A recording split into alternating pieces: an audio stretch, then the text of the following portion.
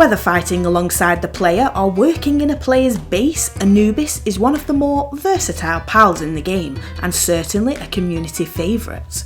This ground element type pal, obviously based on the Egyptian god, is strong against electric and weak against grass. This pal is featured as number 10 in Pocket Pair's X and YouTube channel Pal Deck, but is number 100 in the Palpedia within the game. Once seen as a symbol of nobility idolised by those who shunned wealth and power, Anubis is now a token of death, according to its Palpedia summary. This is reinforced by the fact that statues of power are shaped like Anubis, which is where players must offer souls and effigies to enhance pal stats and capture power. Anubis is one of the handful of pals that have gained additional skins since early access launch in the form of the Desert King Anubis skin, which is pretty cool, and is what I use as a form of identification for my favourite Anubis builds. We already know that we will be getting a female version called Sekhmet for Palworld 1.0, but other than the Egyptian theme and Pocket Pair media alluding to links to Anubis, we do not know if there will be any other commonalities between the two. We will just have to wait and see. Anubis can only be encountered as a level 47 Alpha Field boss, located outside a statue of itself in the Twilight Dunes, northeast of the sealed realm of the Winged Tyrant. But it is certainly easier to breed your own Anubis early game, as early as level 20 in fact, by breeding a Penking and a Bushi. Both of these pals are lower level early game field alphas. There are other combinations, but this is by far the best. However, only alpha Anubis pals come with a specific exclusive passive skill, but more on passives later. Anubis is a hostile pal and will attack the player on sight, which can be problematic for players wanting to exploit the game's earliest coal resource pool located nearby. It is a safe enough distance away from Anubis to set down a pal box, but occasionally Anubis can wander too far and stumble upon the base, causing havoc before the player is ready to take them on. A normal Anubis will drop bone and large pal souls on defeat and capture with 100% certainty, with a 5% chance to drop an innovative technical manual. This is why Anubis is often the victim of players exploiting the breed and butcher method for farming large pal souls. Alpha Anubis will also drop ancient civilization parts and precious entrails with a 100% chance, and it also has a chance of dropping a Ring of Earth resistance, which provides a level 3 reduction to incoming ground type damage. In terms of creature design, Anubis is a humanoid jackal and pharaoh-like pal. It has light brown skin and is one of the few pals represented wearing clothing, which is primarily a dark brown colour with blue accents and gold lining. Its attire definitely conjures up imagery of Egyptian-style dress. Anubis wears a dark brown veil that drapes down its back, resembling hair, and has a gold jewel in the centre of its forehead. The end of the veil has an intricate woven zigzag pattern with small round blue gems within the triangles created by the pattern. This blue colour is also used in the centre of its long pointed ears, narrow eyes and small nose on the tip of its snout. It wears a gold collared top or shawl which drapes over its shoulders, keeping the midriff exposed, which is reminiscent of wesek collars worn in ancient Egypt by pharaohs. Below the midriff we see gold detailing that resembles a belt on its dark brown trousers, which are knee length with zigzag gold ends on each leg. This dark brown with gold tips design is continued on the gauntlets that cover Anubis's wrist and forearms.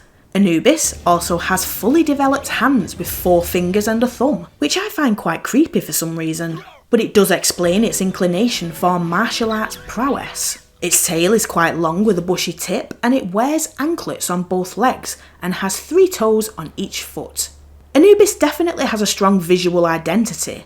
The way it carries itself with its head held high, swinging its arms as it walks, gives off a prideful territorial vibe. And its agility during combat makes it very intimidating. When it comes to base stats, a level 1 Anubis comes with approximately 580 HP, 112 in attack, and 70 in defense and work speed. My strongest level 65 Anubis has 12,268 HP, 1,604 attack, 1,382 defense, and a work speed of 156. This is with a trust level of 9 providing significant bonuses to attack and defence, pitiful IVs, max condensing and souls, and the insulated body, nocturnal and workaholic passive skills. If I wanted to make my Anubis stronger, then I could bump up its potential stats to gain the most out of its IV linked stat boost by giving it IV fruits. I could also swap out some passive skills and max out its trust level. When it comes to work suitabilities, Anubis has level 3 mining, level 2 transporting, and level 4 handiwork. That alone demonstrates this pal's value if you breed one early. Its work suitabilities mean that this multiple hats pal can mine ores pretty fast, transport goods to storage, and produce items at workbenches and assembly lines quick smart. When the game first entered early access, Anubis was the only pal in the game with a natural level 4 work suitability in handiwork, making it an essential labourer at your base. Then came Selene in the Sakurajima update and Splatterina in the Faebreak update, who both also have level 4 handiwork. If you want Anubis as a permanent, highly effective factory worker and miner, then there are several passives that can make an excellent base worker build. Of course, for base workers, there are 4 areas we need to consider: hunger, sanity, sleep, and work speed.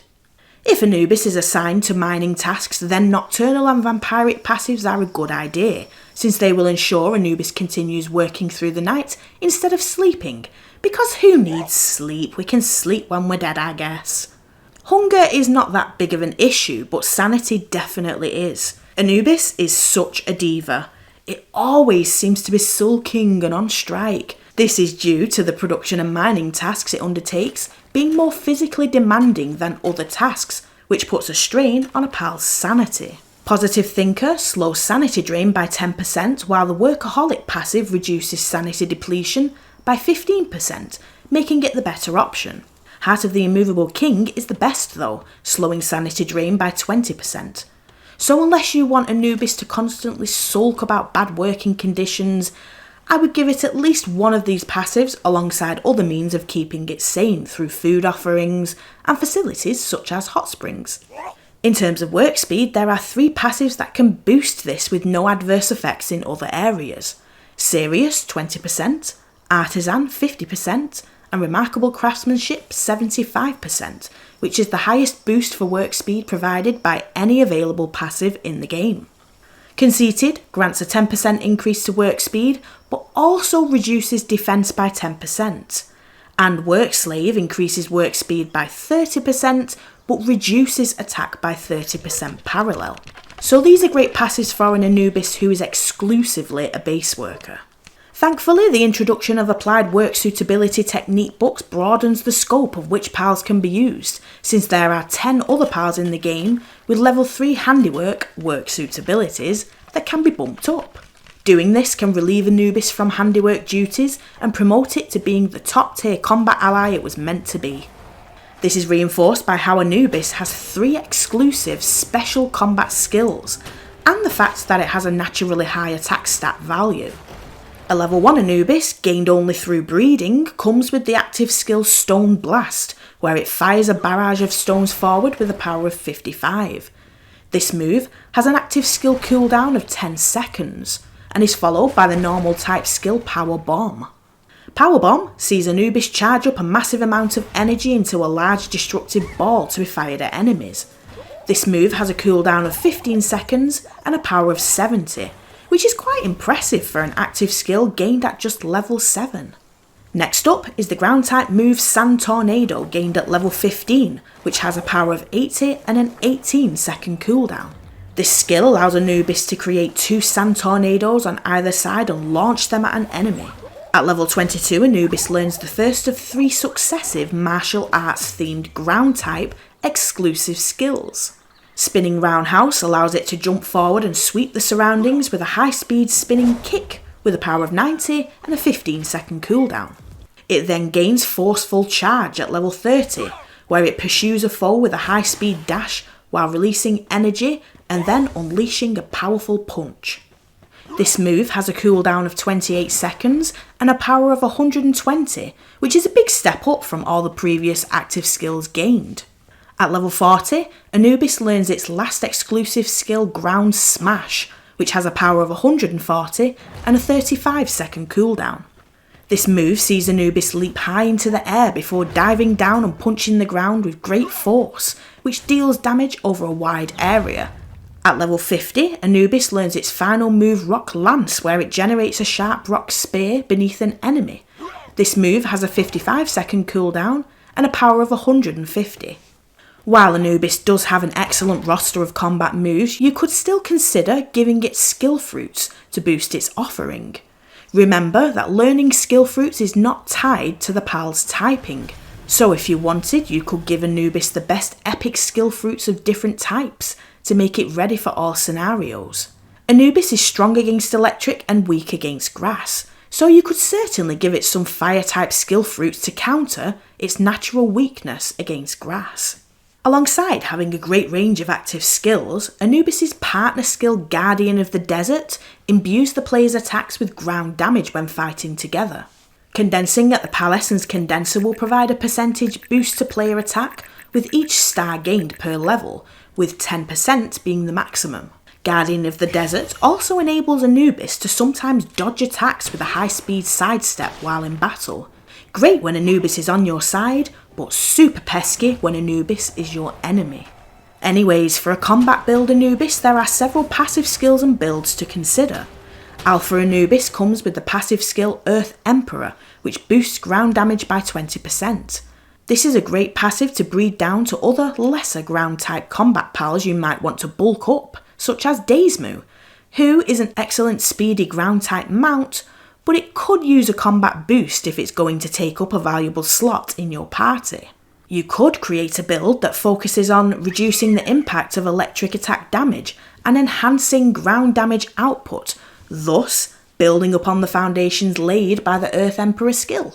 You can do this by giving Anubis the Power of Gaia passive, which provides a 10% increase to ground type damage. Although passive skills are meant to be randomly generated, there are pals that seem more likely to spawn with this passive, normally grass type pals strangely. With 2 passive skill slots remaining, you could consider Insulated Body to reduce lightning damage by 10%, and Otherworldly Cells, which grants a 15% reduction to fire and lightning damage, and a 10% increase to attack. Otherworldly Cells is a common skill for pals that fall under the Xeno line, so Xenovader, Xenogard and Xenolord. Xenovader is the easiest pal in the Xeno line to encounter, so you can breed this passive down to Anubis by pairing Xenovader with either a Univolt, Blaze Howl Noct, Dogan, Catras Ignis or Daismu in the breeding pen. There's other combos, but they require several steps, best to keep things simple unless you want to breed several passives down at once. You could consider creating an Anubis build with passives that provide player buffs to complement Anubis' partner skill that provides incremental attack stat increases with condensing, and converts player attacks to ground type. Stronghold Strategist grants a 10% increase to player defense, while Vanguard provides a 10% increase to player attack. You could couple these passives with one that reduces Anubis' active skill cooldown times. Impatient provides a 15% reduction, whilst Serenity grants a 30% reduction alongside a 10% increase to attack. Serenity is also quite a common skill to encounter in wild pals, so you shouldn't have too much difficulty coming across it. Of course, there are passives that will boost general attack and defense. Ferocious, Brave and Sadist all increase attack, whilst Burly Body, Hard Skin and Diamond Body all increase defense. Since it's unlikely your combat Anubis will double up as a base worker, you could consider passives that boost attack and defense at the expense of work speed. Musclehead grants a whopping 30% increase to attack, but reduces work speed by 50%, so it's worth it for a combat-specific pal. Hooligan provides a 15% attack boost, but decreases work speed by 10%. Demon God is a great passive skill too, granting a 30% attack boost and a 5% defense increase. The only other passive I would give to an Anubis breeder would be Philanthropist. I tend to breed and butcher for pal souls a lot, especially for these Palpedia deep dive videos, and Anubis is a breeding champion. Giving it the Philanthropist passive means that egg production time is reduced by 100% when assigned to the breeding pen. So if you do want to breed an army of Anubis to use or butcher, you might want to consider giving two opposite gender Anubis the Philanthropist passives. Anubis has quite a large role to play in breeding, and considering how early in the game you can acquire an Anubis through breeding is a key player. As I previously mentioned, Anubis can be gained as early as level 20 by pairing a Penking and a Bushi in the breeding pen. These parents can both be encountered as early game field alphas inside sealed realms, and they are arguably the easiest combination, but they are not the only combo that can result in a child Anubis. Celery and Relaxaurus, Chillette and Quivern, Incineram and Serpent, Tombat and Sweeper, Cinnamoth and Vanworm, all valid parent combos for popping out a huge rocket egg that contains a child Anubis. Anubis can be used as a parent too. You can pair Anubis with a Vanworm to get your very own Phalaris, which is an excellent flying fire mount, who strangely shares Anubis's Egyptian vibe, and its name is Horus in Japanese, Horus being the falcon deity who avenged the death of Osiris. But by far the most important thing about Anubis breeding is pairing it in the breeding pen with legendary Palfrostallion, found as an alpha boss on Faebreak, to get your very own Bastigor. This is the only means of getting a Bastigor in the game. So if you saw Tower Boss Bjorn's badass companion and want a strong ice combat pal to take on the Xenolord raid boss, then this is how you do it. Some players have claimed that Bastigor can be hatched from a huge frozen egg near the Faebreak Tower, but I've never experienced this and have seen no evidence of it. Anyways, Anubis doesn't have a role to play in cooking, but its rare item drops put it squarely in our sights for the chop. S-tier combat, S-tier handiwork, and S-tier breeding as a parent for Phalaris and Bastigor. Cannot wait for 1.0 and to get my hands on my very own Sekhmet. Speaking of, this is going to be the last deep dive I'll be doing before 1.0 drops on 10th of July. So, of course, please allow me some time to get to know all of the new pals and adjust to all the game's changes before these Palpedia deep dives resume. It's going to be really hard going from being an expert on all things Palworld to going back in blind. Hopefully, my existing knowledge will still serve me well. I will be doing a video on 10th of July showing what changes have been implemented. I'll be starting a new save to see how different it is, and then firing up a completed save to gain better insight. Then on the 12th, I'll be uploading the first episode of a brand new Palworld Gamecast, with new episodes being added every Sunday. So I hope you enjoyed this deep dive, and fingers crossed that we all love the Palworld changes to come. I've been Heather at Paltopia, and thank you very much for watching.